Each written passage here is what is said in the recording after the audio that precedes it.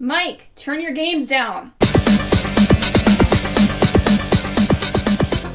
Hi, everybody. Welcome to episode 388 of Games My Mom Found. I am Mike Albertin, and who is raiding pixelated tombs with me tonight? From the YouTube channel Rich Kale, this is Richard Sampson, and yes, we get to see a golden Laura here. And an achievement. Yeah. And it is Cody, Swamp Laveau, professional animal wrangler, warden of the river lambs, bender of limbs, winter soldier, gentleman adventurer, former hand of hearts, professional treasure hunter, friend to every single animal, wooer of ostriches, according to Mike.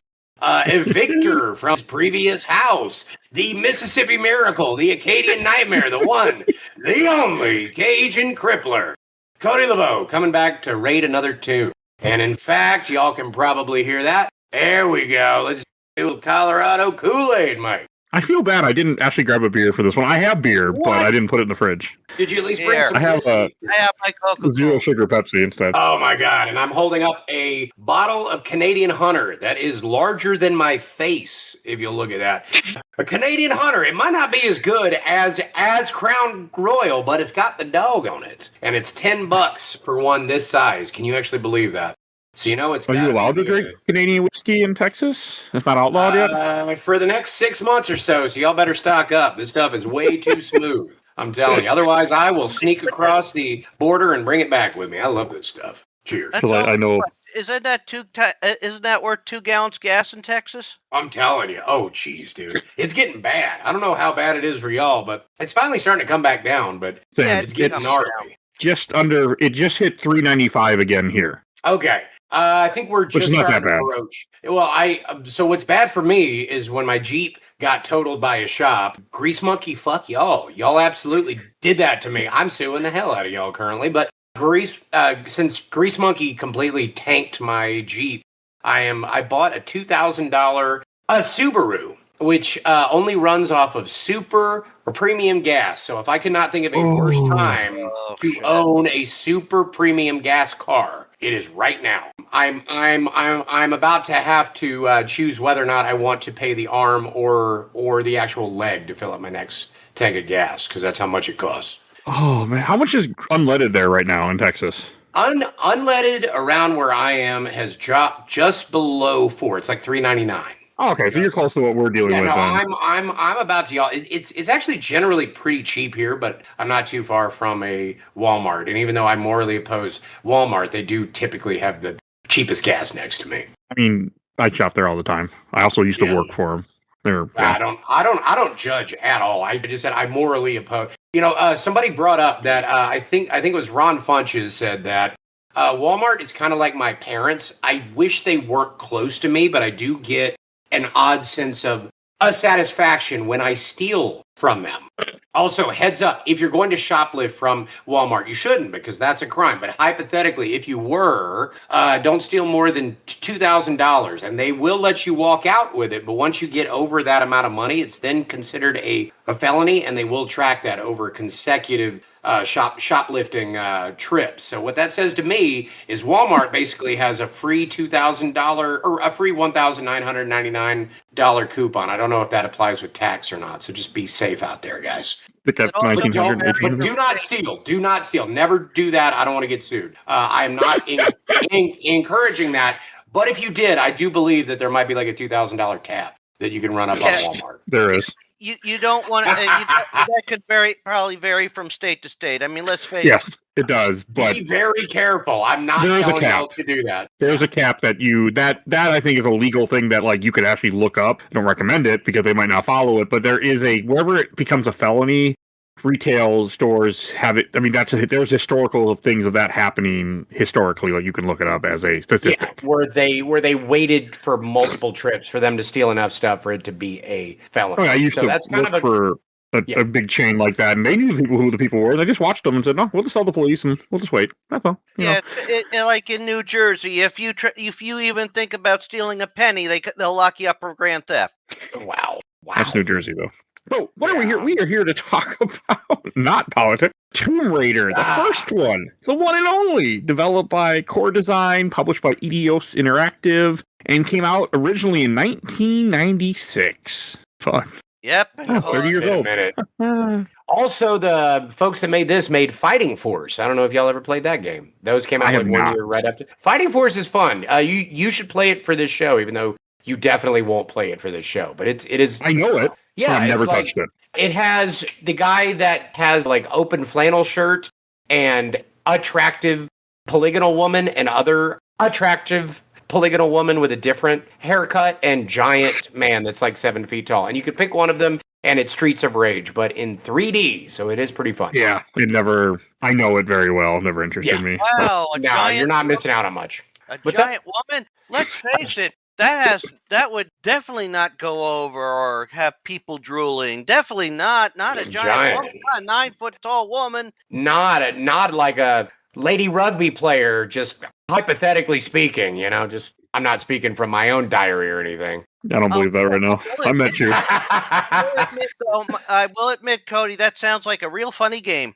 Oh, I know. Fighting Force is actually really good. I remember playing it on the N64, 2 years after it came out on the PlayStation, and having a lot of fun with it. And don't forget that was called Fighting Force 64 in that version, if I remember correctly. Everything had to be 64.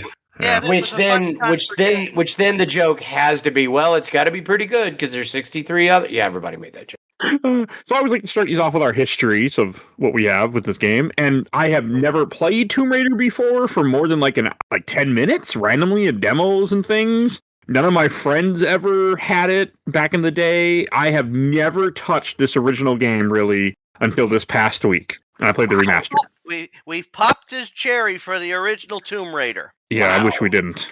Spoiler. Are you saying that it's a little rough around the edges, as if the edges of, say, like a tissue box shoved down the front of my shirt?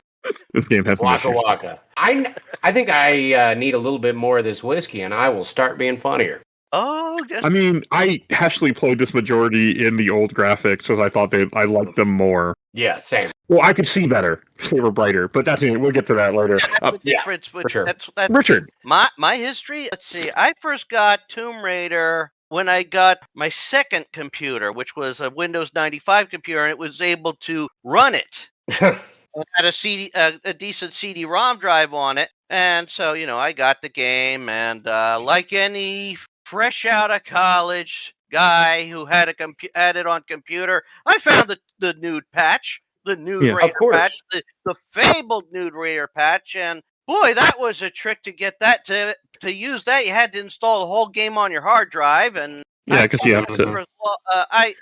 I never finished it with the nude Raider patch, mainly because it only worked for the game and not the cutscenes.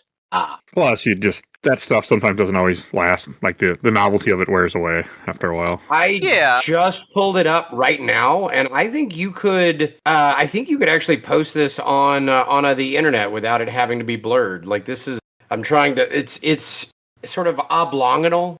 It's but very at the time. I know. I'm like, I don't even the things that we used to put up with back then, Richard. I'm telling you, this is quaint.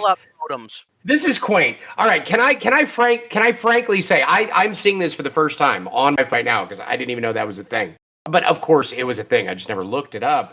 I never looked it up either. I still haven't. One thing I do like about this patch is a full bush. That is respectful. that is classy. I had the question, but I didn't want to ask it. No, I had the question in my head. No, I did not want to ask. No. I mean, it's again. You want to post it in the Discord chat for this episode, so when somebody randomly records with me tomorrow, they go, "What the fuck?" All right, I'm saving it. Enjoy this, FBI agent and our Chinese spy. I just saved it. I'll throw it in the Discord chat right now. Is the actual watch out? It's not safe for work if you squint your eyes and try to figure out what you're seeing. And remember, this was at a time they didn't necessarily want Lore to be a sex symbol in that way. Oh, that worked out well, huh? Yeah, clearly on that. But really, no, it is very classy. And as somebody who enjoys but I am dating Middle Eastern woman. That's all I'm saying. But anyway, Not the clown anymore? Body hair. What's that? Not the clown? Yeah, no, the clown. She is Middle Eastern. She is I did not. Lebanese. Yeah, she is a I don't think you. Lebanese maybe goth not. clown. There is only one, and I found her. Lucky bastard. I'm telling you, I just took her to a NASCAR race, Mike. I'm living the dream, man. Why are you at NASCAR? Oh. Because NASCAR's amazing, Mike. Are you kidding me? Formula One. So, yeah, my attention. I love both. They have both races here. They have. I know they do. F1. I follow Formula One actually. The Circuit of Americas. It's right here where I am. It's one of the best road tracks in North America. What am I only going to watch one race per year there? Of course I'll watch Shane Van Gissenbergen win there. Even though he didn't, Tyler Reddick won this year. But it's so much fun watching NASCAR. I like NASCAR doesn't interest me, but Formula One has my attention actually somehow. I don't watch it live, but seeing it live, seeing F1 live is also like thousands of dollars, and NASCAR is like you can bring in your gas cap and get in free. So that's why I enjoy going to see it. Okay, then that's talking about something like that the other weekend. I mean, we live in Nazareth, Pennsylvania, and it's the home of Mario Andretti, and they also used to have a race course outside of Nazareth. Huh? You say Nazareth? He was a great driver. He was a great driver. Yeah. I think he had like something. He only did like 12 NASCAR races and won like 5 of them. It's insane. That's really good. He would just jump in and just automatically win it. But speaking of headlights, okay, you guys. What's your history with this game? I will get funnier. Oh, mine. So I was an N64 kid. Because PlayStation just was not in my house at all. That like my cousins had that.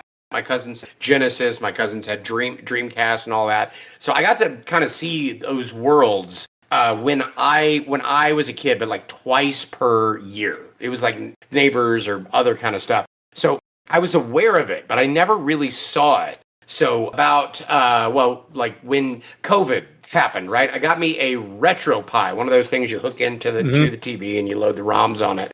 And I spent probably about 6 months going through all the old PlayStation games that I missed back when I was a kid.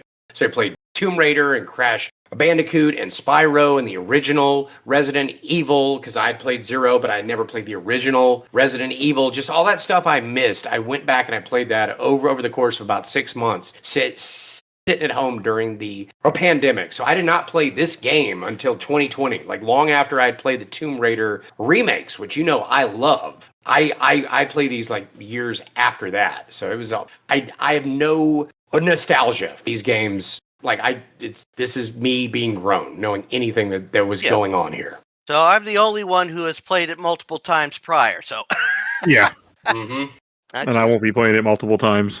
Well, yeah, I think one and done on this. Which can I say before we get started? I did not know that this game was going to be as fucking crazy as it turned out to be. I thought for some reason Tomb Raider was about raiding tombs. Like, I did not know there would be dinosaurs and a guy on a skateboard and all the, like, there's a lot of weird stuff going on here that I did not expect. I thought that didn't happen until later in the series, but no, they did play Anniversary, which is the remake of this. Yeah, I got a feeling of deja vu playing this. When you first mentioned this, I was like, a lot of this seems like I've seen this before. It was an uncanny valley. And the Anniversary was a remake of this with what at the time was the current timeline. And now that everything's all unified, they're redoing it again. I saw that. Didn't they just say that like a few days ago? Yeah. Yeah, and people got upset because they used AI. So yeah. Oh, I didn't know that. Well, there were a few things you could tell where she had 2 guns in her hands and 2 guns in her holsters, and people were like, "Excuse me." So. And that could have also been a coding error, that kind. It's not like kind of shit doesn't happen in coding either. I know, but then they came out and admitted they used AI. Right. So let's face it this way. I mean, we all know AI is not perfect. We also know AI is not going to last. But yeah. Nope, it's going to crash. Well, not like what we're seeing right now. People are just trying to jump on the bandwagon before the bandwagon ends and get rich. Yeah. People are trying. What's going to last is the stuff that actually is useful and not being exploited. Yes, because AI is useful. I mean, I use it in my job. Like it has its good parts, but Same. you have to just. I do not necessarily rely on it, but I use it for certain things, and that's about it. It's a good tool for things. It's great Yes. for. But we also just have to treat, as it evolves, we're going to have to treat it as it's going to be a sentient life form. all bow down to the cyber demon that we're about to retch from the maw of the cyber hell world or whatever's going on. We're working on that. It's fine. We didn't learn from life. We didn't learn from fiction, so we're working on it. Clearly, every bit of Terminator and HAL 9000 and all that, it's going to eliminate all of us, and it's going to be great. So playing this game for the first time and not having nostalgia for it, like I can appreciate that it's a good game. I personally don't like it, but I can appreciate it. Things are, like I said, it's like when if you've played it before you ever played Anniversary or anything like that. Well, yeah, is different. I mean, I played this one first. I didn't play Anniversary until I played it initially for this show. Oh.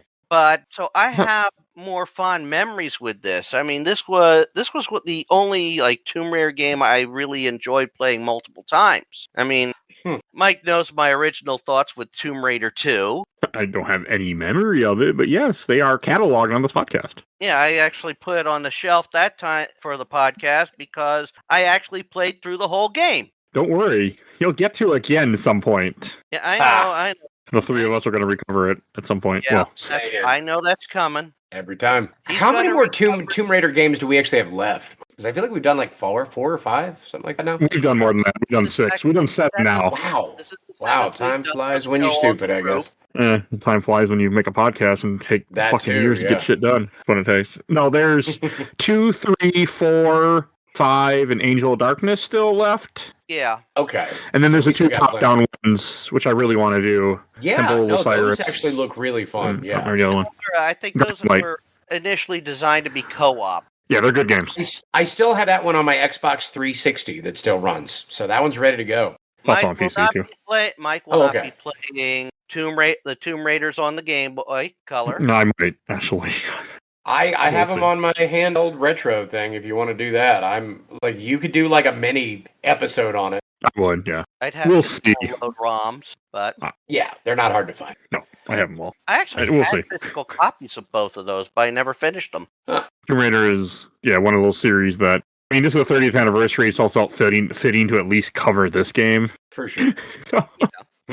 I don't know how much farther I'm going this year with any other ones, but it won. You get to see how much my complaints, like you get to see what I complained about from the original, and I was glad they corrected it in Anniversary at least, and I hope they keep the corrections for Legacy of Atlantis. That's the next one. Hey, that bothers me, they're remaking it again, but I'm not that surprised. So yeah, but that's the way it goes. We're gonna get that. We're gonna get another a Skyrim. I guarantee you. No, they'll probably do another Oblivion before they do another Skyrim. They're now recycling Oblivion multiple times. Either that or more. And Morrowind need to come back. But GTA 6 will still get pushed off by the time games my mom found, Grand Theft Auto 6 comes around. All three of us are going to be sitting around in a nursing home. That's something we're talking about. Yeah, we're gonna controls the schedule. I can almost guarantee you that this won't happen because I have zero interest in the Grand Theft Autos. Really, we're gonna eventually run out of games, Mike. It's either that or Perfect Dark on the Game Boy Advance or something. I mean, that stuff just tempts me because it just it's oddities that. Or just Uno. We're just gonna have to do Uno at some point. Perfect Dark only had entries on Nintendo systems for the Nintendo 64 and for the Game Boy Color, I think. The Game Boy Color version. That's right. I did. Okay, that's the one I was. I took that for the record. I had Perfect Dark. I never finished it, but I have the soundtrack. It's a beautiful soundtrack. Great game. You should finish it. Rare. Tomb Raider. So, one of my issues, one thing the remastered, which is what I'm assuming we all played, correct? Yep. Yeah, well, remaster is pretty much the same, except they did make some quality of life changes. Like you can in the first game, the original first game, you couldn't roll. Oh, okay. So in this one, you could roll. I don't think I ever rolled though. To be honest with you.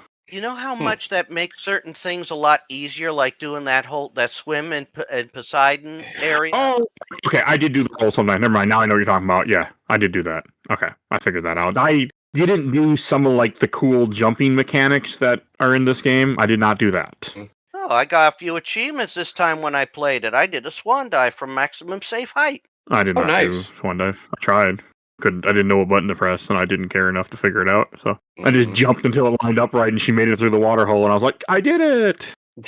Did that. Forget what part that was. Just to get that one achievement. Yeah. Swan dive into a hole surrounded by fire. Was that probably the one that I'm referring to? I can't remember. It sounded like it. There's just the one. It was probably. I mean, I personally did not enjoy this game really at all. Like, I played it in modern controls for the most part, but there were a few times where I had to switch back to tank controls because I needed to drop off something barely to grab the ledge. So I had to switch controls to do that because I didn't know how to get her to back up. Yeah. To make her fall off the edge the right way so she'll grab onto the edge. Yeah. Yeah, that was annoying. And at least they added for like all the cutscenes. They did the best to keep the original cutscenes, and they added in for closed captioning, which is that wasn't there originally. No. I really wouldn't have liked it then. I like my captions. Yeah, no, I it's need a those. plus. You get captions even during regular play too when characters are talking. Oh, I didn't know that wasn't in the original. I would not have been happy because I am deaf as a stump. I need captions. Well, it's hard to play a game without sound when you don't have captions to read what they're saying. So exactly. And they also added in the life bars that you saw for the boss characters. That was another new addition. Oh. See, this is such basic stuff that I didn't even realize that like it didn't occur to me. Well, back in 1996, we played it hard. So. Oh my god! Yeah, no, it was truly. It was the dark ages. Like, look, there was a time. Like, I'm old enough to remember when Rumble was a feature you would pay $25 for and be super psyched for it. Just something as basic as Rumble, which is everywhere. Required an extra adapter on your controller. Exactly, and I think in today's money that would be roughly the equivalent of $3,200. So yeah, it's high. It was I mean, this is the initial story, the initial timeline, which they've changed because of how they rebooted it, and that they had to change it with the time. Which is why I'm getting this unified timeline. They're still trying to figure everything out with the other games. Well, that's why you just do the reboot trilogy and fuck everything else, because that was the best Tomb Raider. So, hey. That's the way you do it. I really like that reboot stuff. I don't care. The more I find out, like the more I play, I'm like, man, I don't like Tomb Raider except for the reboots. Like everything else, I'm kind of like, meh, still not like this so far. See, with this one, it was the original story where Laura survived the plane crash. And from that started, she already had that was in like the manual on that. Oh, okay. I from that. Didn't read no manual. Well, I'm assuming my digital copy maybe came with one. I don't know, but I didn't look. Yeah, but let's face it, who many people anymore read the manual? Nobody? But basically, the whole story is like the story for the original timeline was her parents basically disowned her. Doing all this. Know that? Yeah. They're not dead in this one? Nope, not in the original timeline, which is why the changes and all that. I mean, the movie sort of started the changes. No. But they knew she had an interest in archaeology, which is why they allowed her. Well, we could talk more about that when we get to Last Revelation, the fourth game. Okay. Which was initially supposed to be the last game. But money. Yeah, but in this one, we get the opening where she's in Calcutta and Larson sought her out because Miss Natla wants her to seek out something. Of course, we also had in the opening cutscene the discovery of her. Of course, at the time, we don't know what it is. I mean, it could, for all we knew at the time, it could have been a cat climbing onto a desk for pets. Oh, you did see that, huh? Yes, there was a cat on my desk. Climb up, or her, or whichever. Her name is Kyokyo. She is the goddess of the house. Love it. And she owns me. So, yes. She's the mistress of the house. And she is. She's got to go for treats, and she learned that if I scratch comic books on the wall, Mike will get up really fucking fast to do something about it. So she learned that. Yeah. Yep. Training her. Even though you're not trying to train her. Unfortunately. Or she's training you, one or the other. Yeah, she's knocked over shit too. She's like, if I start damaging his basement, he gets up and does things about it. So she figured that out. Yeah, but I mean, we started off this game, and it's like they're like how it should have started. Instead of working our way to the door and opening that big ass door, we have it all done in a cutscene before the game starts. Oh yeah, because I do remember that in the anniversary version when we played that some time ago. Yeah. Which I admit, I like that part of that very well. And of course, we start in on our whole adventure. I do. Is the first area is Peru, correct? Yes. Okay. With the wolves and the guy dies immediately. Yep. And dinosaurs for some reason. Which is, again, when I first played this, I did not realize that this series went off the rails immediately. Like, for some reason, I think it's because I played the new Tomb Raiders first, like the bow and arrow, gritty, Laura gets the shit beaten out of her reboots, where it's like, there's a supernatural element, like, 2/3 of the way through, and it kind of hints, and and then it like, oh, there's a mystical element and a MacGuffin and stuff. I did not realize, like, I for some reason in my head thought that Tomb Raider was like a lot more grounded than it actually was, and it got crazy later. No, first game goes completely off the rails very quickly. Yes. But not as crazy as it gets in the second game with its. Don't remember the second game. That's why we're gonna redo it because. Yep. Yeah. Mm-hmm. I don't remember a thing of it. Oh, I did it for the show 40 something. Sure. Yeah, it's like it was double digits. I think it was before the 50th episode. It's the old crew, so it's before. Yeah. Although not many of the old crew were in that episode, from what I recall. Just me, Stu, and you, I think. Huh. Yeah, It's been a long time. Yeah, it was. I mean, it starts off simple enough. You're getting simple enemies to begin with. Wolves, bears, bats. Yep. Man, does she kill a lot of animals in this game? My God. Animal genocide. Yeah. And a couple of mummies. Endangered You species. find raiders in your solution like, let's kill them. I mean, you could run around and leave them alive, but it just makes it so much harder to try and pull levers on that when a wolf is coming. Lara Croft, not a friend to every animal. Funny enough. Not in this game. Nope. I mean, yeah, you rarely fight any people. I mean, you just fight a few of the mercenaries that are working for Natalia. Yeah. You find out later. Yeah. Which, that was more what people did like about it. You're not necessarily, your prime enemy is not human beings, necessarily. Animals. Except for that one guy, and I cannot wait to talk about that guy. When the guy that you fight, Tony Hawk Pro Skater, what are you shooting me? No, we're going to talk about that guy. Oh my God, that was so dumb. It's so, I love how dumb it is. Okay, but anyway, go on. Yeah, it is kind of crazy. I mean, I've seen that multiple times. I'm like, I wouldn't be doing that, even if I could ride a skateboard. But right, you're working through.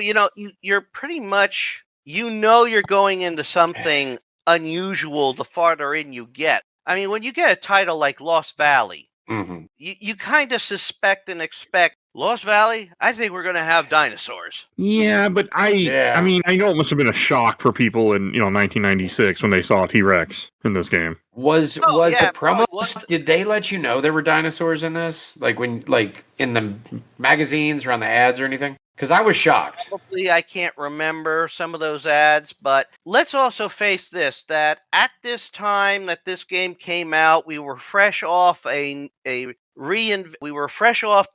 reintroduction of Land of the Lost. Yep. Jurassic Park had just been a big thing, and a sequel, The Lost World. So we're in our we're still in our dinosaur phase. So yeah. Oh, they were huge. Would it be cool to be using pistols on a T-Rex? Yes, it's going to be cool as hell. And Turok Dinosaur Hunter would have been coming out probably close to this time. Yeah. That game exists.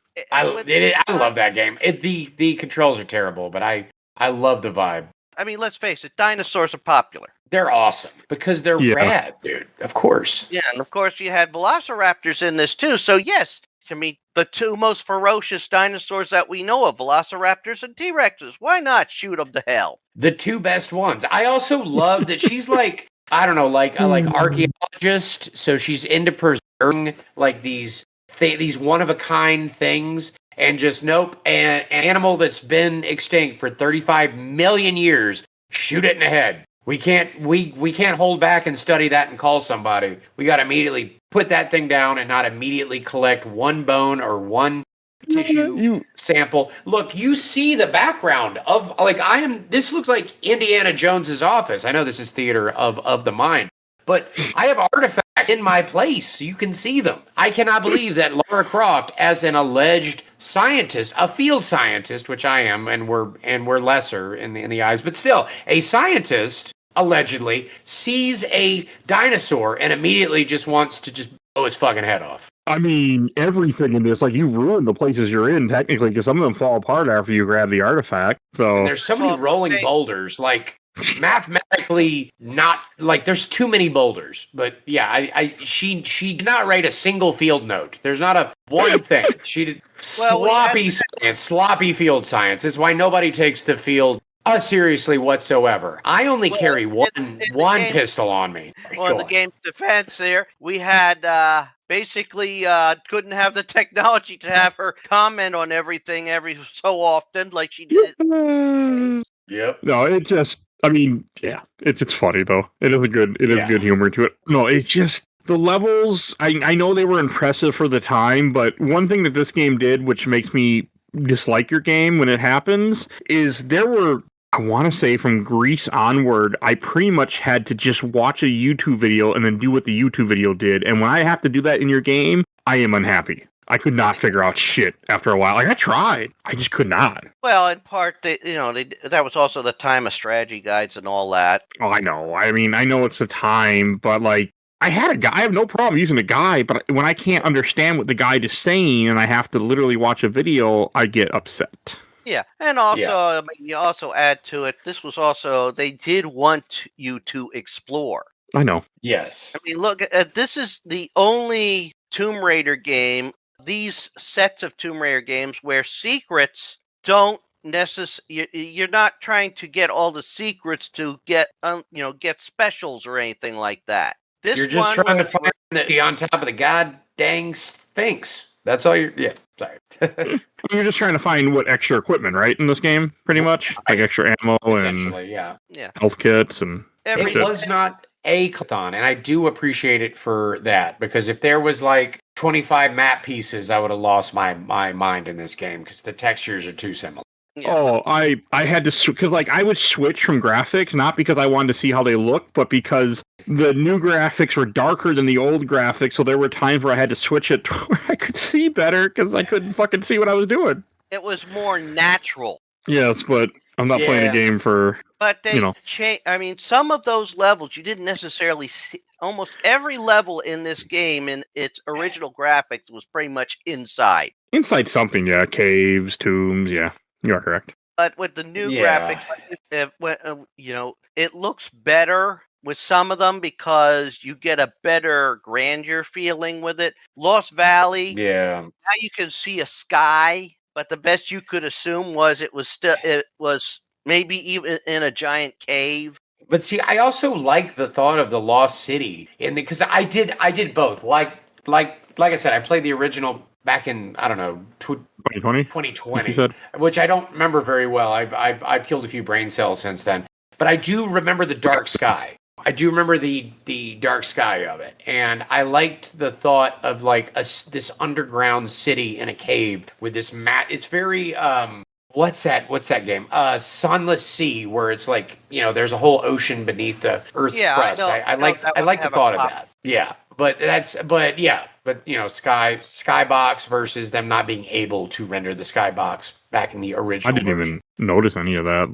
That didn't bother me. I mean, for me, it's just the gameplay. I didn't have fun with it. Yeah. The puzzles were complicated for my dumb brain, apparently. Like, I didn't like the logic of, I mean, there were like parts I didn't even notice. Oh, you're supposed to jump up here. I didn't even see that as a whole when I was running through this hallway trying to escape from a boulder or something. Like, there were little things. Yeah, because it was Greece when I realized I had to start looking up everything. End of Greece. We get to a certain age. We only have so much free time at night, so there's no shame in using a guide. Well, let's put it this way: you have to have, like, for some of these, if you grew up with it or something like that. I mean, I was remembering stuff and even picking up on certain little details I didn't realize when I first played through it. Yeah. Many, many, many moons ago, back when dinosaurs ruled the earth and politicians were almost honest all the time. No. Close. It was this close. Jimmy Carter, and then everything got worse immediately after that. Yeah, I mean, the sad part is that it's so fucking true. Yeah. The whole Jimmy Carter, everything's gonna get worse for us. We all gotta talk. Like, no, Jimmy Carter was great. He was right. Also, by the way, go on. You were saying He was a good president, yes. But Yes, he it's, was. they didn't want it to be fully run and gun. They did want you to think, use your brains. I mean, look at some of the puzzles that they had set up. Even in the first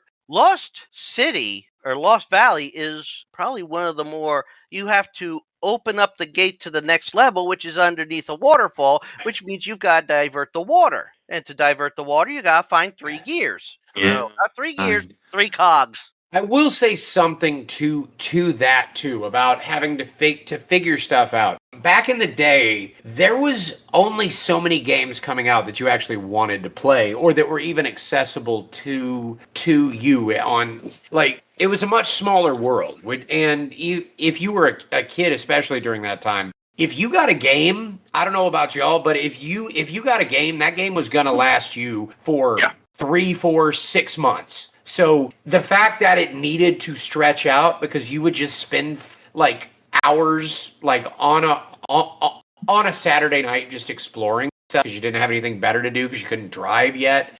You had a lot more forgiveness for that kind of game time, I feel like, than you would now. Yeah. No, it's just fair. And we were, kids, so there was also like you had more. I mean, I like my games quick. Like I think I spent an hour running around one of the levels in Greece trying to figure out what the fuck to do, and that's what kind of broke me.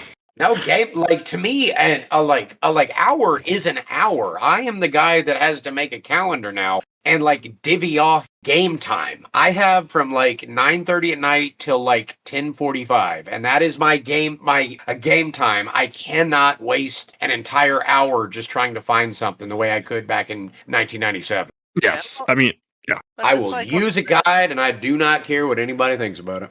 And I still find stuff today that I didn't realize before. Like, and these were also games designed at a time when the big things was how to what were the stages? Beat the game. Okay, beat it as fast as possible. Okay, beat it with 100%. Okay. Yeah. Bingo. There were Bingo. and people and then, hey, how many ways can we kill her off? Yep. That's an actual. You get an achievement for it though in this game now. Yeah. Yep. Because that's what people would do. They try and figure ways around or find ways to cheat the system or use the mechanics of the game. I mean, people nowadays who still play this old game, they found ways to jump without doing all these jump from column A to B to C to D to E, so you can get on the platform F. Oh, hey, I could just stand on this thing back here and jump on platform F. It didn't work for me in 2026. Like, I didn't hate this game. I have played many worse games on this podcast, but I wasn't, like, I was confused a lot, and it just felt like everything took way longer than I wanted it to at times, because, it's an older game, and couldn't see shit. Yep. Yeah, I missed that. There was a couple times where I literally walked by a lever multiple times and didn't realize there was a keyhole there or something of that nature. Like, I was like, oh, so that's where that is. Like, I just couldn't tell by... Even with the remastered graphics, I couldn't tell. Yeah, at least some of the things. That was another positive change. If you walk by something that you could pick up or interact with, if you're close enough, you get a little insignia of a hand. Say, "Hey!" Oh, that's new? That was new. That was not in the original. God. Man, I am glad I didn't play that. I'm glad this existed before we got to it, and I didn't have to play the PS1 version now. I'm very happy. Well, that's apparently because I have forgotten so much of that. Thank you for that, Richard. I know I played this in 2020, but again, I feel like that was also because I didn't have anything better to do. I was sitting around the house. So, yeah, that makes so much sense that, like, I could also figure a lot of this stuff out back when I had a lot more free time. Yeah. And sometimes, and like I said, this was not one where it was the secrets weren't unlock something special. You didn't necessarily get extra ammo for finding all the secrets in a level or unlock an extra level at the end. This was your original game. And even like people who try and speedrun this with all secrets, they know they'll just go in and trigger the secret and then pop out. And let's face it, one of the hardest secrets I think to properly achieve in this game is in St. Francis's Folly, which that's a level that's one of my biggest complaints, even in the original, because I mean St. Francis's Folly, the first part seems simple enough, and then you get this huge ass tall fucking room with special gods rooms off certain levels and ancient Greece. Yes, it's ancient Greece. So what do we have in there? Well, the rooms for Poseidon. Okay. Damocles. Okay. I've heard of him in Greek myth. Sword of Odin. Or no, not Odin. Thor. Thor. Wait a minute. Thor was in there. Why not? Yeah, they had Thor. Atlas. Well, he was a Greek god. He was a Titan, but not a Greek god. Well, he was Greek. But what the fuck? We got Thor. Oh, no, it wasn't Poseidon. It was Neptune. Neptune was the name. Neptune. Yeah. So wait, that's Roman. So we got Roman, 2 Greeks, and a Norse. What the fuck? You're in Greece? It's 96. It wasn't as good. It was hard to figure these things out, you know. Yeah.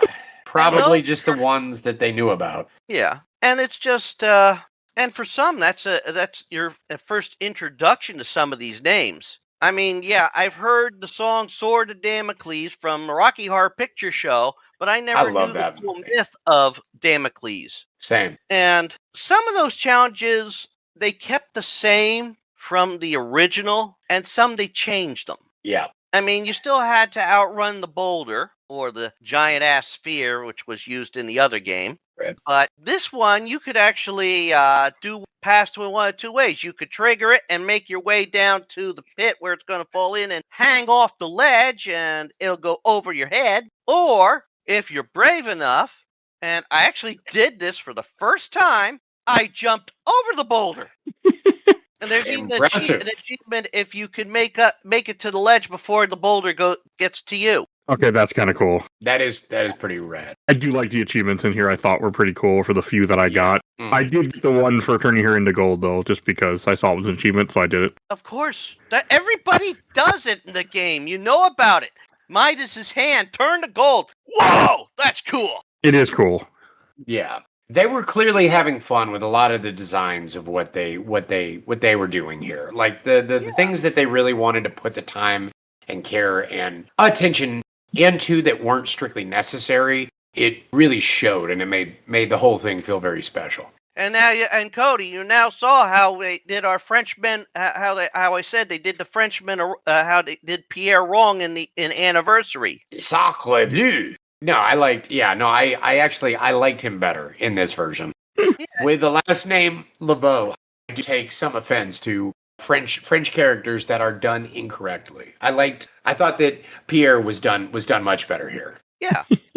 And he does. At least his end is not as. At least he didn't die to centaurs in this one. Fine. Yeah, he got the unceremonious in the remake version. And it makes me wonder what they're going to do with him in the new version of that. Like, because I feel like there's certain things that you portray anymore that I wish that they really would. You know. Yeah. I mean, if he has a head of hair, that's fine. Perfect. I think he looks better with the head of hair. Not Steve Harvey. He can't get away with the bald look. Head of hair, as you can tell, those of us with French last names, we have beautiful, long, flowing hair. I think a Pierre should be treated accordingly. Of course, it was.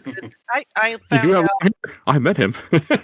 I have amazing hair. All right, this is some Vidal Sassoon kind of shit. Mike has seen it in person inside of the Mall of America. And I have a picture too. I kept on my phone. One of the best places to witness Cody Laveau's hair in person. If you ever get the chance, you absolutely should. Results may vary.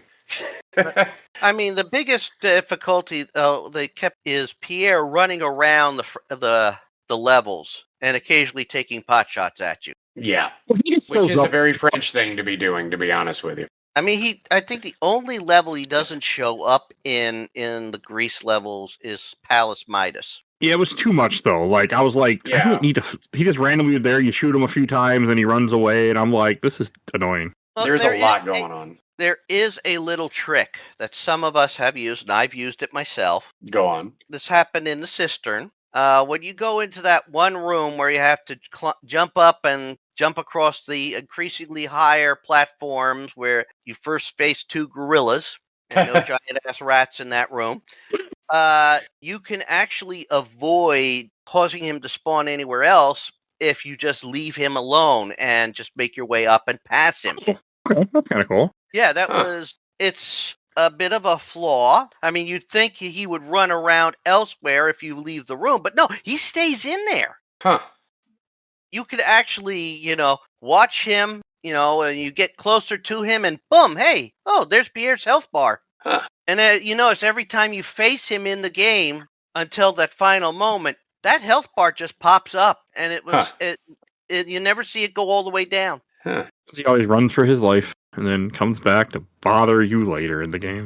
Also a And very for French thing. some too. reason, never gets attacked by any of the animals. Well, yeah, again, the animals naturally love the French. That's why I work with the animals. A lot of people do not know that. Yeah, a lion that's hungry and hasn't eaten for a while, but is ferocious. Hey, what am I going to do? There's this tasty human, although he has guns, but there's this hot-looking human that also looks very tasty, and she has guns. I think I'll go after the hot-looking human to eat. I feel like you might chip a tooth on any of those characters, though. They're so jagged. Love that canonically they are. We just live in a jagged world. But it's and again, like I said, some of the secrets, like the worst secret in the game to try. Well, one of the worst Very secrets few. to get is in Francis Folly. You notice there was that odd floor panel above the one guy above Thor's door. Yeah. Yeah, it was Thor's door. You step on that, it opens a panel all the way at the bottom of that level. So you have to really haul ass to get down to the bottom safely so you can run in there and get just a few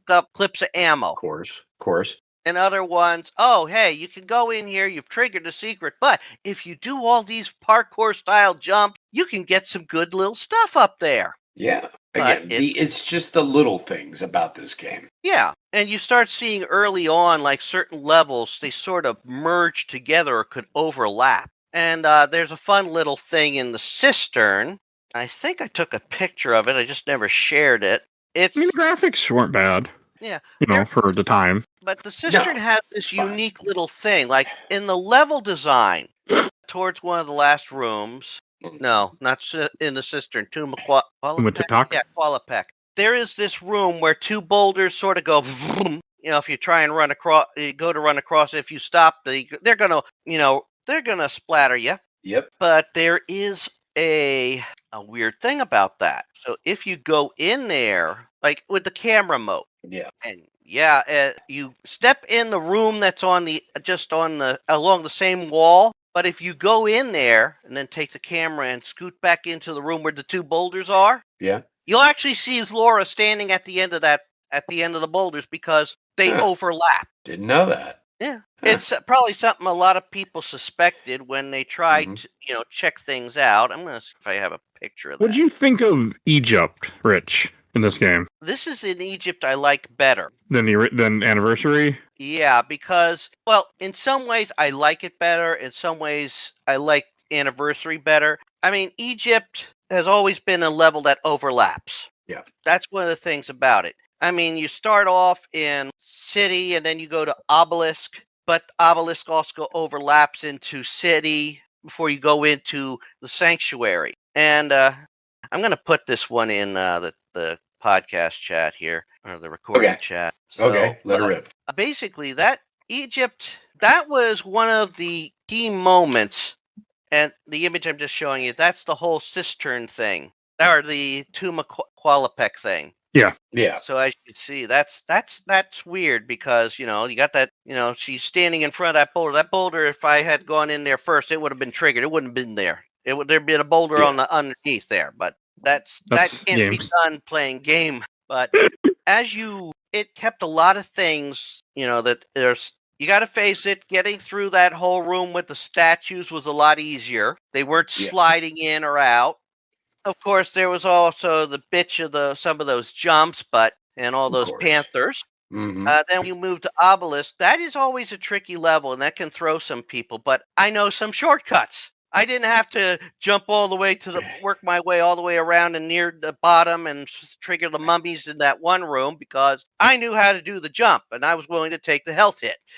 Yeah. So you don't have to do some of that stuff. I mean, if you've never played it before and never saw it, I mean, even in Tomb of Qualapec, you know that one jump you have to get into at the top of that one room and it has that swing axe? Mm-hmm. I know how to avoid it. How do you avoid that in particular? Well, you see that? Did you remember there was that that pillar standing in the middle that you used to get into the one door? Yeah. Do a long jump from there into the alcove where you see that axe at, and then you jump from there. You can get in there and never trigger the axe. Oh shit! That axe will just drain your health like immediately. Yeah. Oh god, yes, the traps are bad in this Yeah, game. When it God. comes to that. Again, the roll cool, out- but eventually they do wear on you. So just knowing that you built that in is kind of cool. And of course, with the clang doors, Yep. that's another one where a roll helps. Doesn't help And that's when one of they're those things I forgot about the thing. Again, it all kind of blends together. Like I said, I played the original like 5 years ago, and then the anniversary recently.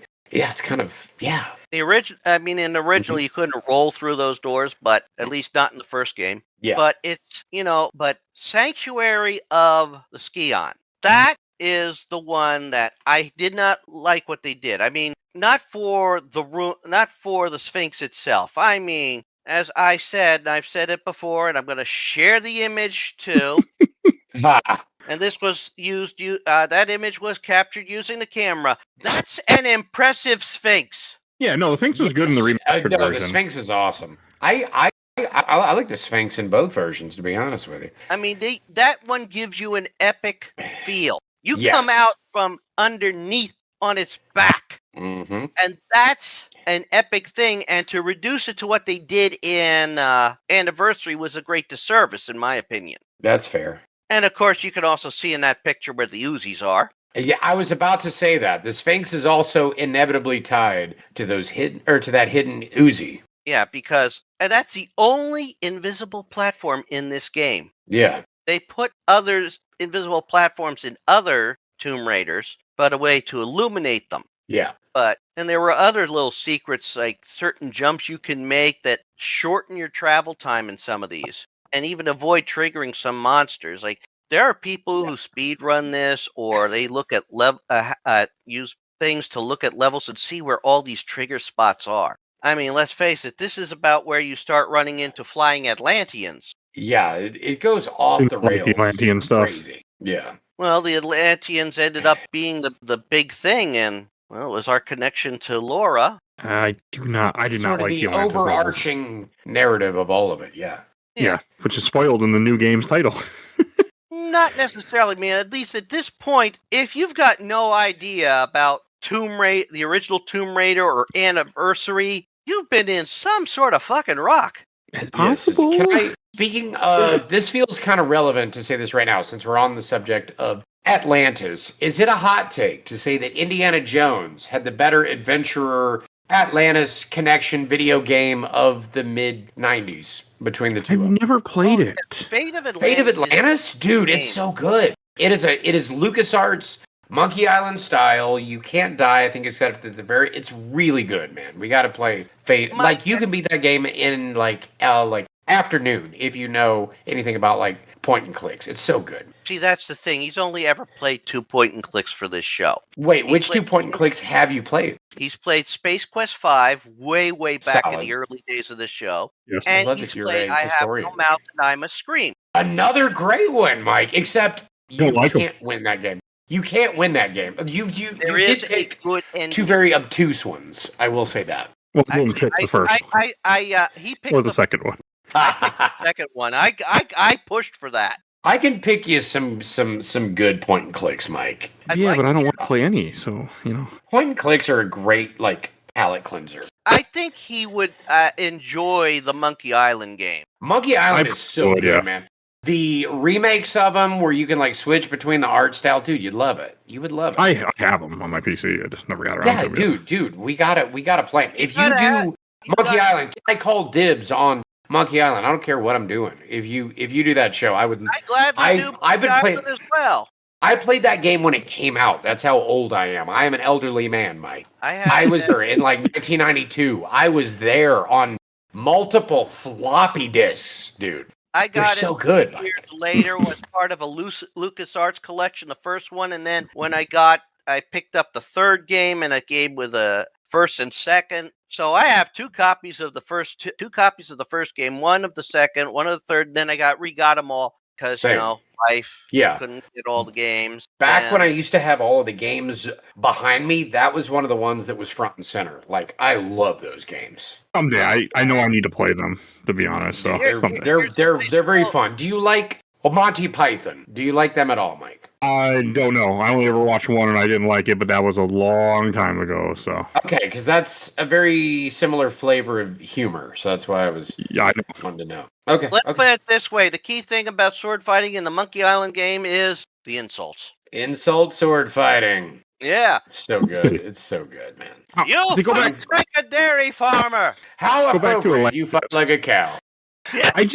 I don't know. Atlantis was kind of like, that was a part where I really had to use the guide constantly to be able to keep up with what was happening. Yeah, I mean, the Atlantis section, I mean, first off, after getting the whole together, and fun fact, you don't have to fight Larson at the end of that level. Didn't know that either. Yeah. Is Larson the skateboarder, or is that earlier? No, Larson's the guy that you first attacked you, and he's the one that delivers the message to you. He's the one that attacks you at the end of Tomb of Tehoken. He then pops back up after you, beat the shit out of him.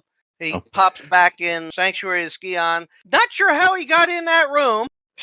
Coding. But Coding, he's like, I got a pain in my brain and it's telling me to shoot you to hell. Relatable, honestly. But yeah, you could actually avoid killing him. Didn't know that. Yeah, because the level officially ends when you grab the piece of the Skion. So when you grab that Skion piece, you don't have to shoot Lars. You just run by him, take the bullet shot, grab the Skion, and level's done. Didn't know that. Huh. Which is kind of a blessing after having to fight two jumping Atlanteans and another damn centaur. Yeah, that would have been nice to know at the time. And some people didn't find that out until recently as well. There's no achievement for leaving Larson, not letting, for not having him suck wind. Yeah. Huh. Doesn't seem to matter. I mean, in the cutscene, left Larson sucking wind. And then we see our cowboy. Love a cowboy. Yeah, he was very polite with Laura. As he should be. That is the cowboy way, Richard. Yeah. And of course, that's when we lose all our weapons. The first ever, hey, you're going to lose all your weapons level. So I liked this. I don't know how you felt about it. I like that there's like one enemy and you're like trying to find your weapon and you're having like kind of maneuver around it and solve puzzles. I know you had talked about like leaving the wolves alive. You don't have to kill them, but it's harder to pull levers and figure out puzzles when they're out there. I thought this was a really interesting change of pace for what the game was at this point. And it's almost, I feel like that wasn't a super common thing where it's like, hey, we're going to change up the game style of what this is, like 2/3 of the way through. Yeah, Natla's mines let you rely more on thinking. Yeah. And that's where this game gets so frustrating at times. And it clearly was even in the anniversary was still missing some quality of life. But the fact that you realize that even back in 1996, the developers were thinking in this way and not just doing what everybody else was doing, it's pretty remarkable for the time. Yeah. I mean, the level is more compact in Anniversary. Yeah. But it works very well. I mean, I got my own complaints. Why do you have a lever here to open a gate over here about half a mile away? Well, that's just classic video game logic. Yes. Of course, why does a giant boulder fall? Why when Indiana Jones, when he flips the thing, like what is the technology that the ancient Colombians or wherever he was figured that out? Where if there's a weight on top of it, it sinks down. Like, it doesn't make sense, but it's still fun. Yeah, or the weight isn't just right. Yes. Correct. How does it? Yeah, if the weight is, I got to feel the sand, and I got to system is what it would be. But the fact is, it would have had to go down and then over, and there's like a lever somewhere off on the other side that was keeping track. Like that is. Don't worry about it. I mean, maybe the boulders was just sitting up there the whole time, and there were darts. Did they have compressed air in ancient Peru? Like. That was like launching darts, or was it like rubber? And did the rubber decompose over time because it's a very humid like it's like a slingshot. Forever, so. You remember when Indiana Jones is running and the darts are shoot, like around him, like he's figuring that out because he steps on a thing. So then does the thing make like the more that you think about it, the more that it falls apart. But if it's done right, you do not think about it unless you do it like a dozen times. And right, exactly, it's more fun because the first time that you see it, it's so well done that you do not have to question what it is. Yeah. Now you're making me question it, and I don't like it. Right, I know. That's why I'm saying. Oh, it's only when you're doing podcasts like this. We are ruining games, Mike, one at a time. Well, I mean everybody would think about this. It's like the boulder runs down, blocks the damn doorway I need to go into. So I leave the cave, I go back in, it's reset. Who the fuck's resetting it? I don't know. I don't care. Another shot. Exactly. You don't have to logic it. Rooms. You don't have to do any logic. These panthers stay alive in these sealed rooms. Right? They're just in there. How did the bad guy get in there ahead of her? Like, I feel like even the new ones kind of made more sense of that because you had like the rival faction that's clearly coming in from the other side of the map that you escape out of. This one is like, fuck it. There are locked doors all the way around, one way in, one way out. You go up and over and around and down and back over just to get on the other side of where you started from. But also there's hungry animals and vicious killers. But actually that would make sense because they've probably been in there for a while. So you know what? Still makes sense. Hungry. That's the thing. If you inside this door is 2 lions who haven't eaten in a month. Speaking of which, in that vein, we do have to play Cabela's or Dangerous Hunts, Mike, because that takes it to the extreme where there is a baboon prince that is in an ancient walled-off city with no food whatsoever. These immortal baboons and black lions that don't exist in nature, that have nothing to eat, that have been living there for thousands of years, brought to you by America. Oh my God, dude, we're playing that. Mike's showing it. This is not a drill. Mike is showing that. We're doing this. We're doing this, Mike. We're doing this, Mike. Cabela's Dangerous Hunts. Oh my God, okay. I have it on the Wii U. That's how much I love those games, Mike. I own a few Cabela games, but I got that for $5. Holy shit, dude! It's worth 10. I swear, it's worth 10. It's worth 10. It's so good, man. It's ridiculous storytelling. It is ridiculous. Watch Mandalore Gaming's videos on them. It is insane. That is brought to you by a commercial retailer. Like it is. Holy. God, I love those games, Mike. I wanted to play it, so that'll give me an excuse to maybe play it. So yes, I'm okay with it. Please have me. I want to be on the Monkey Island show, and I want to be on that show. I'm not kidding.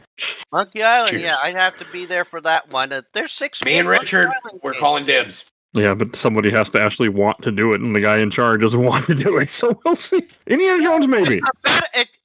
Maybe. It's a Indiana Jones. Mike, I'm going to give you a tour of my place and show you all my stuff.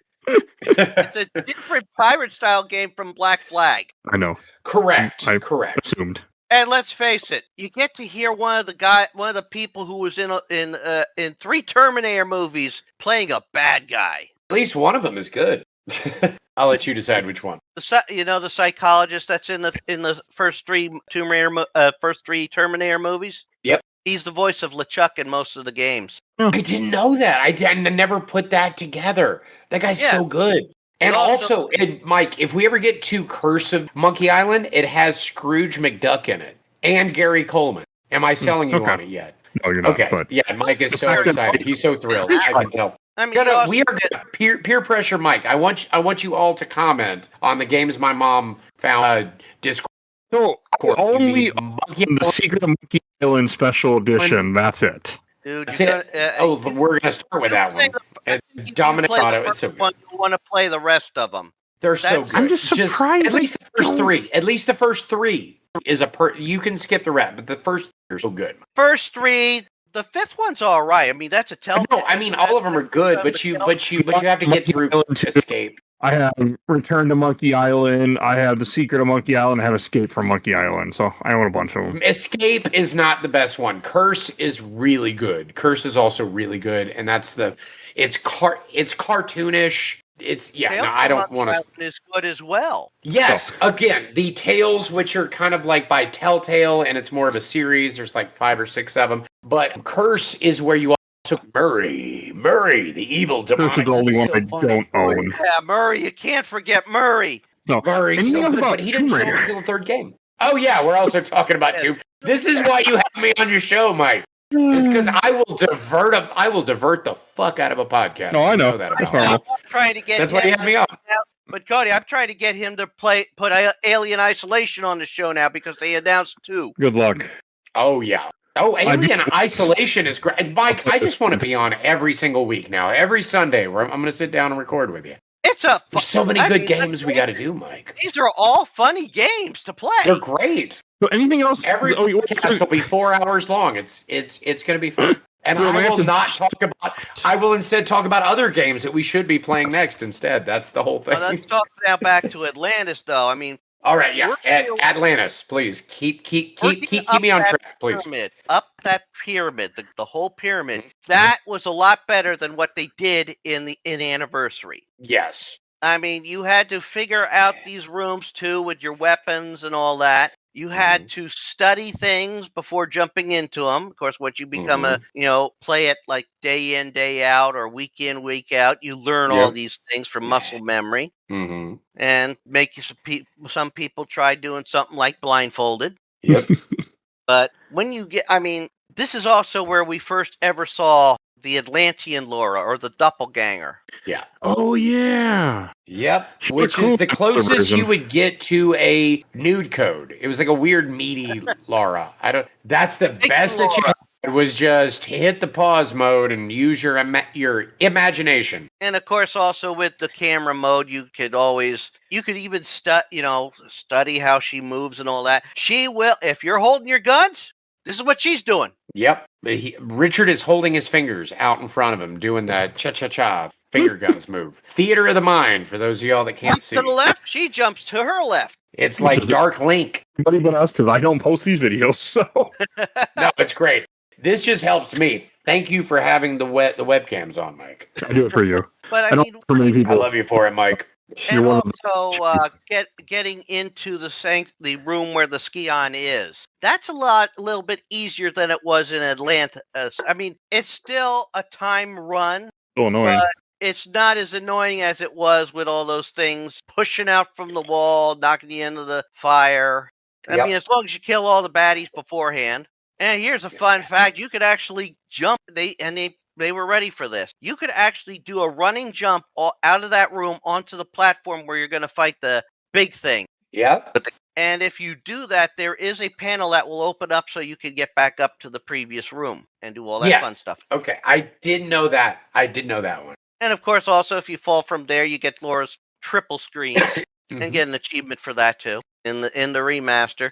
I think I got some achievements here and there, but I wasn't actively trying. If I got them, I'd be like, oh, cool. And that was about as far as it went for me. Well, I mean, they're always moving and using save states, Mike. You are just like me. You're trying to boogity. How high of a save number did you get, Mike? Oh, my God. I forgot to take a picture of that. I was in the 300s. Oh, shit. shit. I probably had mine up to 300, but I was replaying it, so it counts from the last time you play. Yeah. Oh. Okay. So, my first time, I only kept it in one section, and I think it was up to like 300. But again, I know a little bit more what I'm doing with the game. Yeah. I know. I mean, I was saving to make sure I got that perfect one. And what weapons did you use for the big guy? The Magnums, I think. Yeah. A lot of ammo for them, because I saved them and saved them and saved them, so they had a lot of ammo in them. Well, that's the classic video game thing, is you save the ammo for the very end. The classic Resident Evil problem, whether it's Magnum bullets or the RPG, you save it until the very end. Yep, but then I actually use it in games now. When I get to the very end, I use everything I've been hoarding. You just YOLO it, right? Mm-hmm. I mean, it's wonderful. Like, I have 20 elixirs. Well, I ain't worried about shit, boss. Like, do your work. I got plenty of items. Click on. I'm getting towards 40, Mike. I do easy mode and or save states, and yeah. I understand. What's that? I turned 40. Oh, really? When's your birthday, Mike? Don't tell me that. November, so it'll be late in the year. November. Yeah. That's what Are both of us Scorpios? I'm Scorpio, yes. Wild man, same as me. I knew it about you, Mike. You are a party animal, and that's why. You're both younger than I am. I'll take it. I mean, I'm 51. How old? 51. 51? I wouldn't believe a day over 42, Richard. I mean it. Thank you. You don't look 51. No, he really doesn't. For those of you listening at home, Richard does not look. I wasn't overly aware of myself when we had the bicentennial. Yep. Now I got first coins commemorating that it's 250. The coin had pedophile's face on it, though. And we're going to celebrate with an MMA fight on the White House lawn, which is what Teddy Roosevelt would have wanted or something. I don't know. With a thunderstorm. Yeah. Fuck him. Very few people will be Who? careful, Teddy Roosevelt? I love Teddy Roosevelt. You don't like Teddy Roosevelt? Wait, hang on. What? Teddy Roosevelt, but Teddy Roosevelt ain't in the office right now. So. Wait, what? Teddy Roosevelt's great. Robin Williams portrayed him. Yeah, exactly. Same. He was great in Night of the Mute. Never seen any of those movies. They were great. No, I like Teddy Roosevelt, but the guy we currently have is. Watch Rami Malek play his nationality. I firmly believe that Teddy Roosevelt would, being an antitrust guy that was against the manipulation of the stock market, if he were brought back right now, he would stomp a mud hole in certain somebody. Just saying. I do look forward to all the documentaries 10 years from now when they're cleaning up this mess. I do look forward to all that. He would have carried a big stick and whomped it upside certain president's head that might or might not be in office right now. Yeah. Anyhow. But, you know what I've been using whenever I got to that big guy's battle? Tell me. Shotgun. Really? Yeah. It does the most damage and uses the least amount of ammo. Huh. Not of it, because I used it earlier. It was my go-to gun whenever I'd run into harder enemies with a shotgun, so it was already gone. Yeah. See, that's the one you say, big guy. The shotgun ammo in this game. I hoarded the Magnum ammo and the Uzi ammo, but to a degree. At one point, like when you get to Atlanta, they take away all your ammo, which pissed me off because I've been, hoarding it. I used it though. Like I would use it on hard enemies, just not basic enemies. Yeah. I would use it on all your ammo. They take away your weapons. They take away your ammo too. Well, we talked about that just a minute ago, where it's like you have like the one enemy. Yeah, you went away because the cat was doing something, probably. Yeah, I did get up at one point. No, cat didn't ruin it, but yeah. Actually, the cat's gone somewhere. I don't know where she went. She got fed, and then she probably went to bed because it's getting near bedtime for her. Of course, it's and then a hard they wake life. up at about 3 in the morning and swim all over the place. So exactly. But yeah, the big guy, you can. This one you couldn't necessarily lure him off the edge so he holds on for dear life and then shoot his fingers. No, this guy was more careful. He knew there was an edge there, and he wasn't going to go falling over it. And he moved a little bit slower. But yeah, you just use the shotgun ammo. Yeah, there's Uzi ammo all over the place on that platform on the corners. You don't necessarily have time to pick it up while you're fighting this thing. Yep. But yeah, that was a good shotgun battle. Then I would imagine. Yeah. Yeah, that goes quicker. And also, you still have one great method for avoiding being shot in this game. Jumping, constant jumping. Yeah. Side, forward, backwards, just as long as you don't jump into a pit like you could do when you're fighting Cowboy. Yep. And that was also a very tricky one that surprised a lot of gamers, even in the early days, because let's face it, you can go out to where that fuse is and pick up that fuse. But if you go beyond that square that fuse is on, nothing personal, and he can follow you a certain distance. Fans have found that out. I didn't have much problem with him at all. Uzi Boy, the kid. Finally. Was that after? We should go back then. He's skateboarding around those damn ramps around that lava. You would not catch me doing that if I could skateboard. Tony Hawk's Pro Skater quoting Taxi Driver for some goddamn reason. Are you shooting at me? You shooting at me. That was stupid. I was like, they're trying we're doing centaurs, we have mummies, we have dinosaurs. What are we going to do next? Skateboard Kid, because it's 1996. Pretty much, yeah.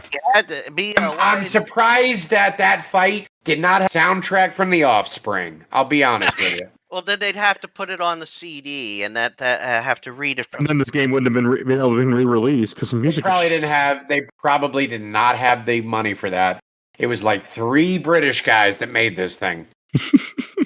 No, really. I think they renamed that street Lara Croft Way, funny enough, the one that the building's on. And even if you do things right, like some players can do it, when you get to the end of Atlas Mines, you can actually avoid triggering Shotgun Guy. Really? Yeah, you know so many tricks, Richard. I should have asked you before I started playing this game. I use one trick when you get to the triple throne room that I saw. It's a bit of a glitch. You don't even have. when you I think I could watch like Tomb Raider TD was Tomb Raider 2. or myself and effort on this. I mean, when you get into the throne room, heading up the Great Pyramid, and you get to that area where there's 2 switches, you think one of them's going to open that door? Yep. Skilled players know how to avoid the trap door. They pull the lever and immediately jump back. Start that in, you hit that button just as you pull the lever, and you jump off that platform before it can drop you into the depths below. And if you go over to where the paths underneath would lead to, where the actual switch for the door is, you can actually reach it by grabbing the one throne that's closest to it, pulling up because it's actually a climbable block, but because it's at the back, it would immediately push you off once you climb up. But if you have the jump done just as you get up there, you can actually side jump into that and avoid going through that whole underground trap area. Kind of cool. Yeah, that's cool. Not what the developers intended. But if it works, it works. Yeah, I mean, it's the only time you actually also in that, just as you're approaching that level, is where that room is where you see actually some interaction where something damages something else. I mean, they got darts, they got the clang blades, you got the boulder coming down, and when you trigger that boulder, it breaks the clang blades. That is pretty rad. Yeah. Now, why can't these boulders hurt any of these creatures when you trigger them? The world may never know that way. Or that. Yes. And don't forget, we kill alligators in this game too. I don't think we mentioned that ever, or crocodiles, whatever they are. A travesty. Now, I mean, again, I say it in my intro. I'm a friend to every animal, but alligators especially. How could we? It's ridiculous. Also, I don't even try to kill you though before, right? Yeah, and I don't know how much once I get fired from my job, I will tell you all about the alligator story. I may or may not have almost had my leg ripped off by a thunder lizard. I mean, you're from Louisiana, right? I am from Louisiana. I will show y'all the scar on here. I don't know if y'all can. It's right there. Y'all can see the line where they had to sew it back together. I mean, isn't that a rite of passage in Louisiana that fight with? Yeah, it's pretty much all of us. Before the fifth grade, all of us lose at least Amos Moses style, left arm gone because the alligator bit it. Like if you grow up around them, they're a normal thing. You probably deal with them And then up there, it's like a moose tries to eat you, right? Up in Minnesota. I don't have any moose. They're farther up north than I am. Okay. I mean, they're somewhere up here, but they're farther north. Well, we have Duluth, maybe. I mean, Duluth. I mean, there are bears up there. Yeah. But I've never I've been to Duluth, and I've been past Duluth. I've been maybe an hour from the Canadian border before, but I never went to it because I didn't have a license to go in there. I've only ever seen. Oh, you've got to get a passport, Mike. We're going to travel abroad at some point. Redneck Abroad, featuring Mike Albertin. That's going to happen. Go to Iceland. They have flights directly out of Minneapolis to Iceland. You have no excuse, except for it's stupidly expensive. But other than that, it's fine. That's an excuse. It's fine. Here's the thing. And tickets won't pay for me. Well, okay, we'll see. To be honest, they're not alligators. They're crocodiles. They are crocodiles. You are technically correct. The best kind of correct, according to. What's the difference? Okay, it is okay. So as a professional herpetologist, Mike, this is very crucial. All right, lean in and listen. All right. Alligators see you later, and crocodiles only see you after a while. Okay, that was really dumb. No, gators have more of a shoe-shaped snout. I'm making a shape with my hands. Alligator snout are shaped like this, right? And a crocodile snout is more long and lean, and it does that. And then you have a gharial, which is a different one. And their snouts are that thin with a big fat bulb on the very end. And Temistomas are a false gharial that are closer to a crocodile, where they're a little bit wider with a slight taper and then a bulb at the very end. So you're learning about herpetology or crocodilian science here on Games Mom Found. So if it has a big round nose, that is an alligator. They are only found in the southeastern parts of the United States and also in China for some reason. And it should be noted that Mike will kill less crocodiles in this game than he will in Origins. This is true. Origins, there are some crocs in that thing. Yeah, I'm about to start a season of Origins. Hopefully. I've been still working on that one, and hey, I'm having fun with it. It's great. That's going to be, can you beat that game in 2 weeks, Mike? Yes, I can. Yes, we can. Dora the Explorer, I like you. Although I've got Well, actually, 2 weeks. I'm still 3 weeks. We're still 3 weeks away from recording that. I know, but I still have to beat 2 other games in between that. I told you should start this one earlier. I know. I'll be all right. I'm getting through the game that I'm currently working on. I believe in you, Mike. Yeah. I'm actually really fucking good at getting shit done. Surprisingly, He is. And we have to just remember how he plays games too. Yeah, there's a few ways I get through it, but I'm actually really good at multitasking, and I'm really good at figuring out ways to get through shit. So, well, also your job does have gives you an opportunity to do a little bit more while you're working than when I'm working, and I gotta. I don't know what you're talking about, sir. It's crazy talk. When I'm not busy, I just sit there and stare at my computer, ready to go, hand on the mouse and hand on the keyboard. What are you talking about? Why would I make use of All in your desk jobs. I'm out wrestling alligators and hauling hay. I wish I had time to do what y'all do. I mean, even when I worked at the truck at the truck stop, and we had those quiet days. I was doing something to keep my mind active. You have to. I wish I could. I really do. I'm going to be driving a tractor tomorrow. I guarantee you. I mean, I'm putting in 10-hour days right now with my job because at the time of this recording, I'm doing it because I've got a June 19th deadline. Oh. But at least they're not having you come into work for overtime and just sit there because there's nothing to do, but they just want you there because they're idiots. So at least that's not happening to you. So hey, look at the bright side. That's a joke for one person who she will hear this and she will like, "Fuck you, Mike," out loud. Yes.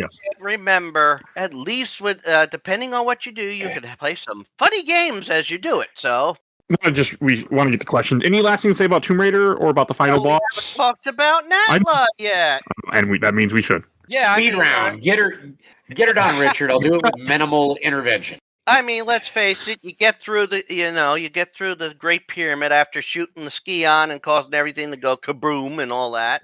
Yeah, that shocked me. Racing through it. I mean, let's face it. That's one of those things. This is a great artifact, but if somebody puts it together again here, we're gonna be fucked. Yep. Boom. Problem solved. No person should have that kind of power. I wouldn't have known to do that if the video didn't tell me to, because I was like, I wouldn't have thought to shoot it.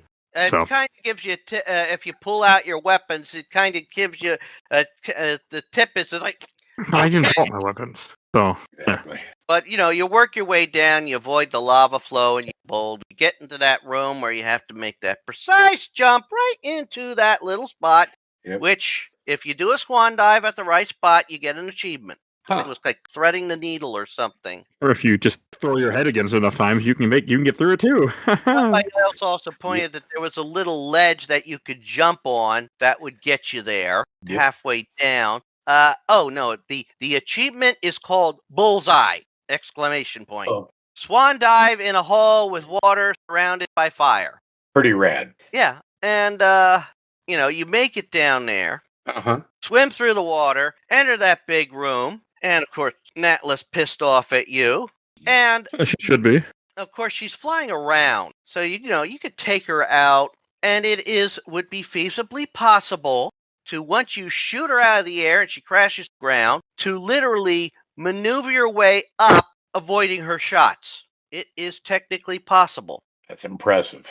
It's probably harder if you don't kill her and she's flying around the room shooting at you.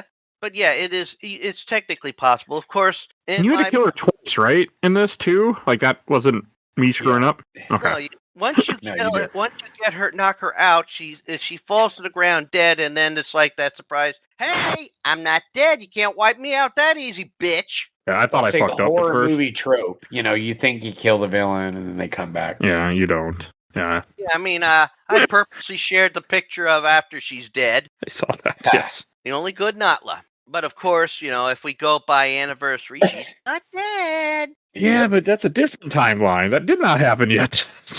But it's now a unified timeline, so it says, fuck you. Sure it is. Good luck with that one, game. Good luck. Now they're working on unifying the timelines, which, like I said, each timeline has been a bit different with Laura's origin. Yep. Survivor timeline fully shows her becoming that survivor, the epitome of survival. Yeah, it's also the best games in the series. Now, of course, you far. slide down that. Of course, after making your way up through the tunnels and over those columns, you manage to get to that ledge and go into that tunnel and do that long slide. Yep. And that is where Tomb Raider ends. But if you guys, viewers, if you want Mike to do a mini for Unfinished Business, you know what to do. What's Unfinished Business? Unfinished Business was released after Tomb Raider basically got released on the computers. It was 4 extra levels, although in the original release of it, the order was technically reversed.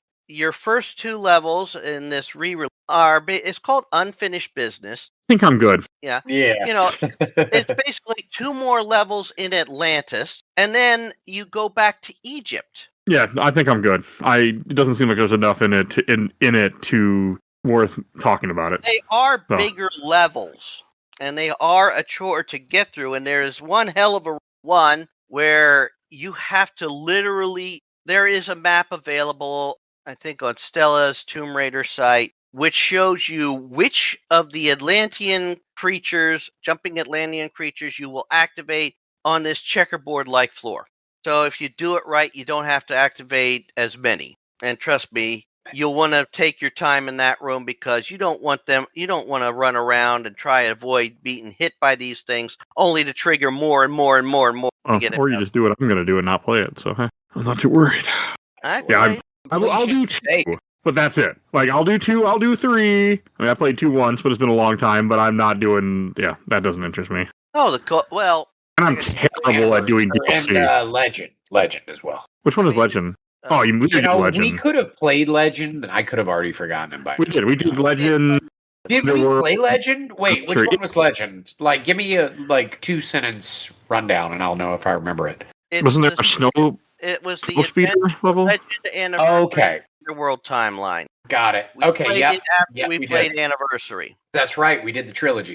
Yeah, and it was last year. I think we did Underworld. I'm very slow at doing these. It went in one ear and out the other. Like I said, I got I had such a feeling of deja vu when this came out. I feel like we played this and we did the remake. I'm like, oh yeah, I guess we did. Yeah, we did the cleaner version of it. No, Cistern is a little bit. You got more of Cistern in this one because Legend combined Cistern and Tomb of Qualapec. Yep. Oh, yeah. All right. Anything? Should we go to questions, comments, and memories? Sure. Let her rip. Right. I actually got a few, so I'll see how much I can read. First, I watched the entire Overblood Super replay. The first one is long. From Travis Swain, my 4th favorite game of all time. I got this in 1996, choosing it over the original Resident Evil. And did he say 4th? His 4th favorite game. Yes. 4th. I love that this guy has made a list. I legitimately love that. No, that's awesome. People do. He's put time and thought and effort, and that is the exact level of spectrum that I'm on. I have top 10 lists for so many things in my life, dude. I respect you for saying that. Is it top 10 girlfriends too? I wonder. Do you want to know? Do you want me to name names? Because at least one of them is from Iceland. The other one is not. Shout out to Hretna. That's the one that decided to start dating your ex? Not that one? Oh my God! Never date your ex unless you really, really want to. That's Cody Laveau advice right there. No, there's like a clown. The clown is number 1. She's the absolute best. But yeah, there is a top 10 girlfriends. Stay tuned. That'll be on the next. And now I kind of need to rate that. In one of the states that says you cannot marry your ex more than 3 times. Wait, cannot marry more than 3 times because I have been married twice to the same woman because I don't learn my lessons well. It gets expensive. Don't ever do that. Okay. I don't remember which state. I heard the law recently. You can marry and divorce and remarry the person and divorce them again and remarry them and divorce them again. But if you go to remarry them again after those 3 divorces, no, we ain't doing this. We're not wasting our time. We're not letting you do it. Funny though. That is very funny, and that's a law that was probably invented for somebody like me because I did marry the same woman twice. Don't ever do that. I did not know that. If you ever get the chance, do not do it. The Italians have a phrase that roughly translates to you cannot reheat cabbage. It never tastes the same. That's good advice. All right. The rest of his comment. Go on. Oh, yeah, we're talking your fourth favorite game of all time. Yeah, those very vivid memories of playing it for the first time. I later got Tomb Raider 2 and 3 as they released and became a lifelong fan. I still have my original childhood copies. I love it and genuinely think that it doesn't get enough credit for what it accomplished in 96. I think it still holds up wonderfully today, as it is perfectly balanced with puzzles, exploration, and combat with a simple but effective story with some jaw-dropping composition of a cinematics, a sense of dread and isolation unlike any other Tomb Raider game that succeeded it. I think people tend to misunderstand the control scheme and judge it based on tank controls and just write it off, but it's an exact tile-based level system that can't work with anything other than tank control. This is why speedruns of these OG Tomb Raider games are so popular. You can have perfect fluidity and beauty perform with ease, and you're always assured Laura hits her marks. This got pretty convoluted with 2, 3, and future installments because becoming more frustrating as they stayed further away from what made the first so special and elegant. But this is one of those games that I'll defend until I die as a perfect video game. I had no notes in 96 and still have no notes. No modern remake can improve perfection. Oh. Can't argue with that. I literally cannot argue with that. I mean, even if you do Laura's Home, you learn the basics of I did not. how you're supposed to move. I do love Croft Manor. That was very fun. And I do like that it's a little saucy at the very end where she's like, "Ooh, it's time for me to get out of these wet clothes." Like that was kind of fun. I like that. That is probably they definitely knew, Mike. That was the line that launched 1,000 ships and had Richard downloading the nude mod. I guarantee you. Now, if you mention it, now people think it never, and nowadays people think it was all just a legend. No, and we're gonna talk about that nude code in Tomb Raider 2 because that's hilarious. But yeah, no, it's boxy. It's the fourth boxiest set of tits I've ever seen in my entire life. Right, and then from ironically, my fifth favorite girlfriend had the second boxiest tits. I have lists for all of it, Mike. Same as our guy on your list. I have lists of things I've done, but not stuff like that. I find it quite funny that Laura became such a PlayStation-associated character when the series actually started on the Sega Saturn like a month ago.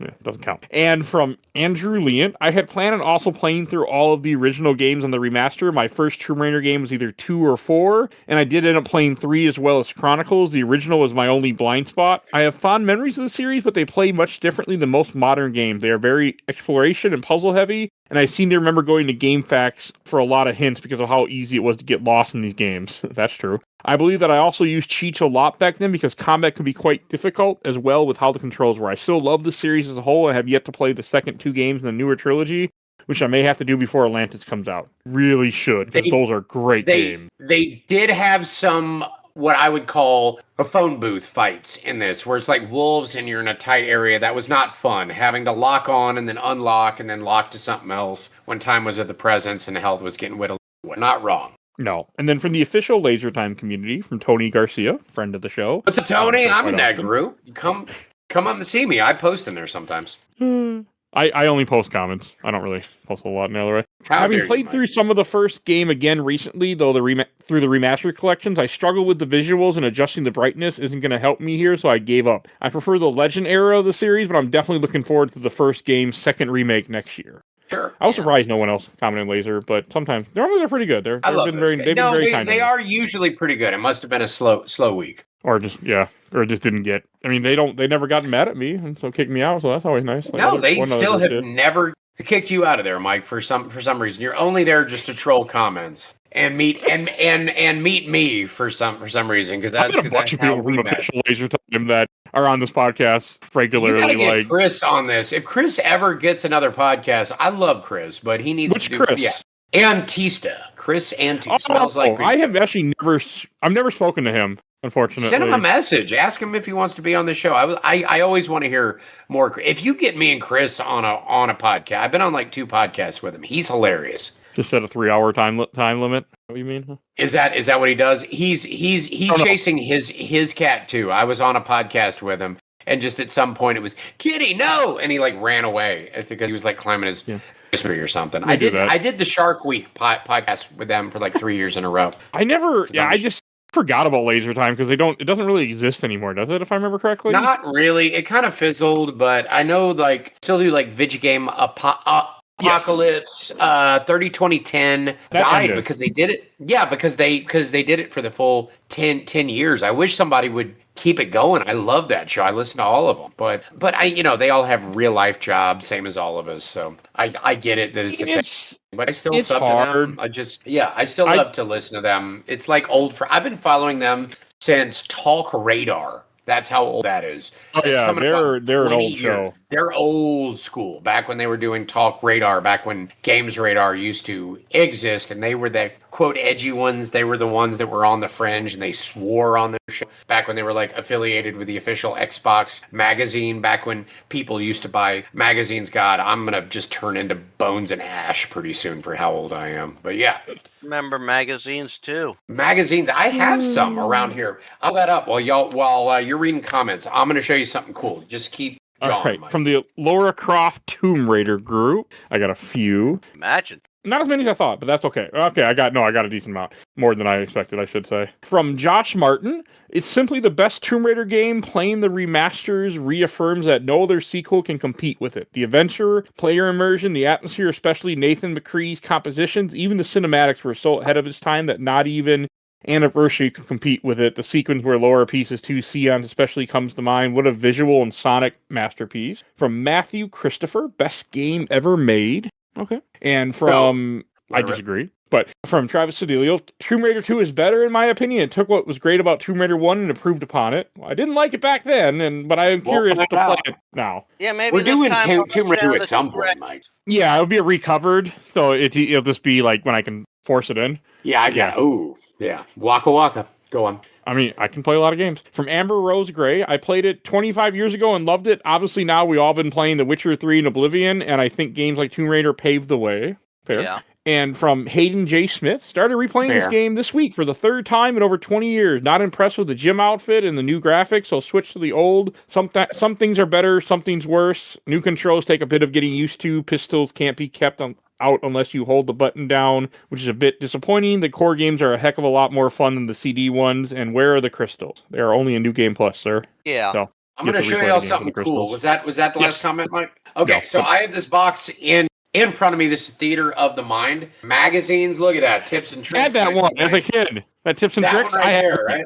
And Nintendo Power. Like, I have so many of these guys from, like, back in the 90s. Remember Tarzan? This is Tarzan. Disney's Tarzan. Disney like I have a whole box of these that I still hang on to, and I read them in the tub, as well as strategy guides. There's Pokemon Snap. It's a blast from the past. I'm a pack rat. This is a hoarder's paradise. Mike can see my place from behind me. It's cool stuff, but it's getting a little full back here. It's impressively set up for a guy who just moved pretty quickly too, because I've been living in my house for 5 years, and I still got a ton of shit in the garage that I have yet to actually do anything with. So honestly, I can't do anything else unless this stuff is set up. Like, I cannot be creative. This went up first, and then I unpacked my dishes and food. Like, that had to go.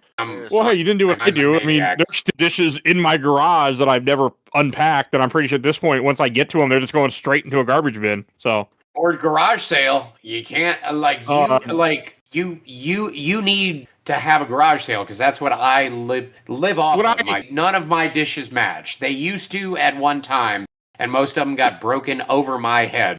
See also your top 10 girlfriends, but that's neither here nor there. But I am curious. Garage sales are my whole set. Go on, Mike. You were saying. And from Gareth David, first 4 games are unbeatable, well beyond their time, and it encapsulated something special from the 90s that's simply gone. From Nico Gustafin, today we're used to modernized game mechanics and graphics, so it's no wonder you feel that. I said I didn't really enjoy it as much. But those games are Tomb Raider. They're the reason the icon we know today is the legend we know her as, and without them, there wouldn't be a franchise.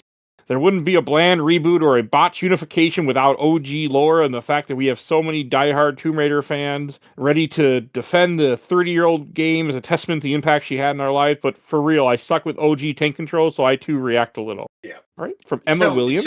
Yes. Yeah, go on. Oh no, I was going to say the thing about the tank was so much better. I don't mind them. About the tank controls. No, I don't mind them, but I also grew up in a time when, like, I was there when they began. So I definitely remember I played Resident Evil 2, but I didn't play Resident Evil 1 because, again, N64 and Escape from Monkey Island and that Evil Dead game that was on the PC. Three other people played that. You played that one, Mike. Have you played that one for the show? We were actually, that's one of the few games that we started for the show. I announced it, but then one of us couldn't get it to run on his computer, so then we never did it. We were going to get back to it, and that was with the original crew. So, yeah, I have no desire. But yeah. Never going to happen. Yeah, no, but that's like, I feel like if you grew up with them in the very early parts of 3D and you had the tank, your brain shifted to it when it was young and pliable. But if you two do it now, you just could not wrap your head around that at all. Yeah, it's harder. Yeah, for sure. All right, and then from Catherine Bailey, OG Tomb Raider 1, 2, 3 is where it's at. This is where the legend came to life. At least play each one once to understand how a hardcore lore really is. Some things that really make the game amazing is the music, designs, and lore that was developed. I'm going to. I plan to play all 6 since the remastered. We'll see. Impressive. It might take me years, but that's the plan. And from Jay DeMello, maybe I'm biased because since 1996, I've never skipped a year of playing through this at least once. All-time favorite game ever made and helped me through a lot. Doctors, dentists, etc. Still to this day, I mentally do playthroughs in my head to calm and distract myself. I cried playing Remaster because over the years, that's how we always visualize the game to be. That's cool, though. Yeah, Kind of fair too. I like hearing stories like that. I do too. That's one reason I like reading these, or I like that these are a thing that I do. And then from the last group, Tomb Raider fans group, I have 4, and one I can't read because it's not in English. But is it in Icelandic by I don't chance? think so. Oh well, then no, I can't read it Google. for you. But from James Bateman, I still played this game. It's a comfort game. It's better than people give it credit. I used to think it was a scary game as a kid back in '97, but lore was so cool, I pushed onward. And then from Alex Oz, it made Tomb Raider famous. What's not to like about that? A few things. Yeah. From Bruno Demandry, for me, it's my favorite. I still played even with my PS1 on a CRT TV. Yep. And from John Bell, the very first game I ever played on the PS1, and I was hooked and never looked back. Dope. All right. Thank you, guys. And then we should give away a code. Let's see what my next Steam code to give away today is from my massive collection. It is Sudden Strike 4. This is your Steam code. It is DTGCIJ2EEJ JWA39. That is your Steam code for Sudden Strike 4. A3. Got it. Already downloaded it, Mike. Somebody skips all the way to the very. There is a prize pig that watches your show. I guarantee you, there's somebody with like 130 games. That they'll never play? All right, guarantee it. That's fine. No, that's completely fine. Hey, they're always in the same part of the show, and they're known that they're going to be on the new episode when it releases. You know where to find it. So, and not everything's going to interest you. You know, some of them might already have the code, but yeah. Which game and is this? I don't know. I have them all. Okay, fair enough. Yeah, okay. From what I can see, it's a real-time strategy game set in World War II, tactical, so... No, that seems like actually something I would dig. That sounds pretty dope. Oh, it definitely looks like something Mike would dig, too. Yeah, I'm surprised you didn't take it for yourself. Would interest me. I just never got around to it yet, so... Fair enough. And probably never will. But, you know. All right, then we should go to Shelf Stacker Box. And Richard, why don't you lead us in? You got to definitely put this on the shelf because, let's face it, it's the origin. It's got the nostalgic feels for me. And, this is what basically made Laura Croft the legend she is. I mean, we wouldn't have the movies or anything like that if it wasn't for this game. Plain and simple. Fair. I'll go next. I've been torn where I want to put this, but I'll say the stack because I didn't hate it. Didn't love it. I didn't hate it. So I'm glad I finally played it. It does feel good to be able to say I played it, I beat it, I'm good, but I feel good that I got to do that on the stack. It's a funny game, isn't it? I don't know if that's what I would use, but yeah. And Cody. You know why I'm saying it, though.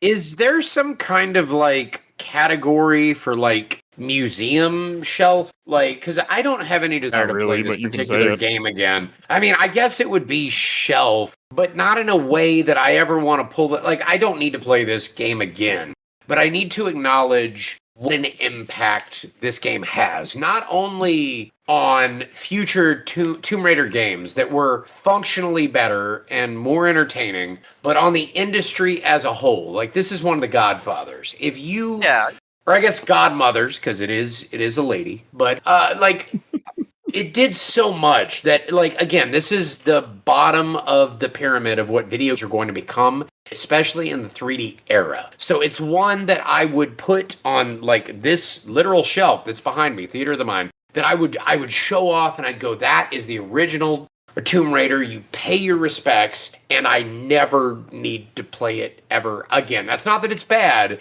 It's a product of its time. Even in the anniversary where they added the quality of life, it's just, it's not all the way there. They did so many cool things.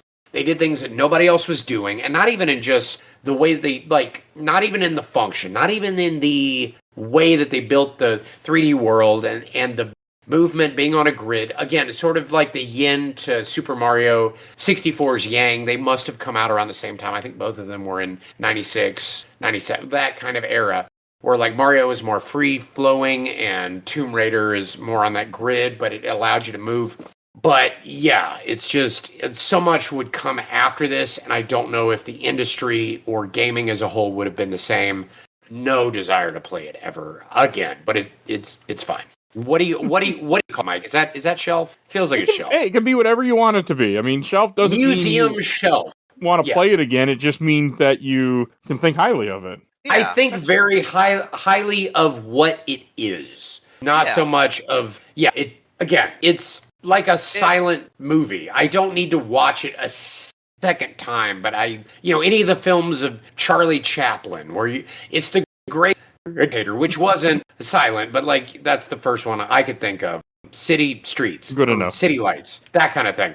Where it's like, oh no, this, like, so much came out of this. It's not that good compared to modern stuff. If that makes any sense whatsoever.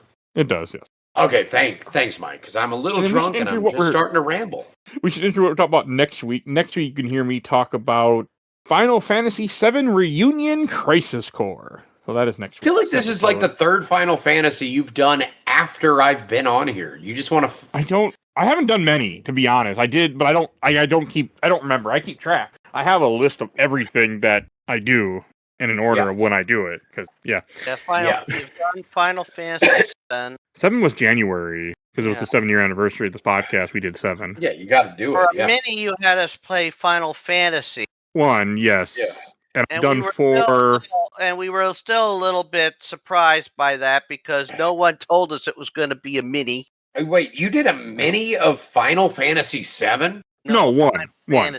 Oh, 1. Oh, yeah. No, mini's fine for Final Fantasy 1. Sorry. 1 and 2 will. The rest are all good full episodes. Like 4, 6, 7, 8 have been on the show so far. I played Final Fantasy 1 while I was a night watchman, and I did not watch anything. But that's a great game when you got nothing but time to kill and you're sitting in a warehouse. Security, a lot of it's just being there in case something happens to happen. You're just hanging out. But I was sitting outside of a parking lot for like 12 hours a night from 7 p.m. to 7 a.m. There's nobody there. You were just meant to be there to scare someone off. I was just a warm body, and I just sat there and played Final Fantasy 1 on a PSP. Because it was cheap, and I got it at, like, GameStop for, like, $10. And I played through it over the course of, like, a month. Oh. But that took a long time. Bless you for doing that. He's done 6 games of Final Fantasy and 1 movie.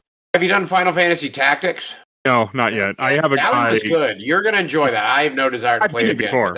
I beat it back in the day, actually. Yeah, it's great. It's shockingly good. And you can get it on your phone, I think, still. If anybody listening play Final Fantasy Tactics, it's really good. He's done Final Fantasy Dirge of Cerberus, Final Fantasy VI, Final Fantasy Mystic Quest, the original Final Fantasy, Final Fantasy IV, and Final Fantasy VII. And we Crisis Core. I'm not fast at a series that I actually do love. But, that's just me in a nutshell with the show. Like, it doesn't... What gets done, you never really know. Exactly. You're not doing mini isometric games, do you? I feel like after Fallout, you just wanted nothing to do with that. That had nothing to do... The Fallout wasn't my pick. I've never done another game like Fallout, nor... But no isometric types. That's why I'm asking about Final Fantasy Tactics. You're not doing Jeanne d'Arc. You're not doing Arcanum. Those are fine. I just haven't gotten around to them yet. Jagged Alliance. Have you ever done Jagged Alliance? No, I don't even know. But no, I did Onimusha Tactics actually a couple weeks ago. Okay, I was just asking because Jagged Alliance 2 is so good. And so here's me trying to pitch myself onto your shows. Hey, you're always in the Discord. I always ask for people. You're always welcome to join anything. Oh, dude, yeah. Send me a list. I want to be on more of these. Yeah, he should check, but we gotta get him to play Alien Isolation. I would love to do. Yes, we're gonna peer pressure you, Mike. I'm gonna get in that before this show happened, and I have zero interest to replay it. I'm gonna take over this show. I swear to God. All right, we should go to plugs. Richard, where can people find you at? You can always find me at my on my YouTube channel, which is Rich KO, where I played through various games, series, and franchises. I played Tomb Raider 1 twice on that channel. Once in its original form, in its semi-original form, and once in the remaster, as well as the gold part of it, and many other games, including Alien Isolation, which we really do need Mike to play, and we will not let up on that one. Nope, we're gonna bully Mike until until we take the thing that he loves and make it all about us. That is our goal here. I mean, it's a game I should do, but I have not dug deep enough into the Alien franchise. I still haven't done all the movies, which I was supposed to do a couple years ago. We gotta get more of the comics done. Yeah. But you can also find my stuff up on fan fiction sites and that. Ooh, anything saucy? What's the spice level, Richard? Most of my stuff is relatively tame. Okay, fine. I will read it anyway. And Cody, where can people find you at? You can find me. You know what? If you just Google search my name, Cody Laveau. I accidentally became famous. I didn't mean for that to happen. Sorry, guys. You did. You can find me on TikTok at Cajun Crippler. I'm on Instagram. I'm on the YouTube. I'm on Goodreads. I wrote a book. It's called Horangi Fire. HORAGI Fire. It's currently on Audible. You can pick it up with one of those Audible credits. Listen to it. Helps me out. Lets me pay for this new apartment that I didn't want to live in that I'm living in right now. Watch my videos. I'm doing long form stuff now. I just put out a video. I have a travel series called Redneck Abroad. You can Google that too. Recently went to a NASCAR race with a goth girl. That's what that's all about. Currently working on. Did you see that? Did you watch the whole video? It's great. I love it. I'm very proud of it. Thank you for being one of those viewers. It's fun. That is where my heart goes to be happy. Miss Jenna Tonic. She's in the other room.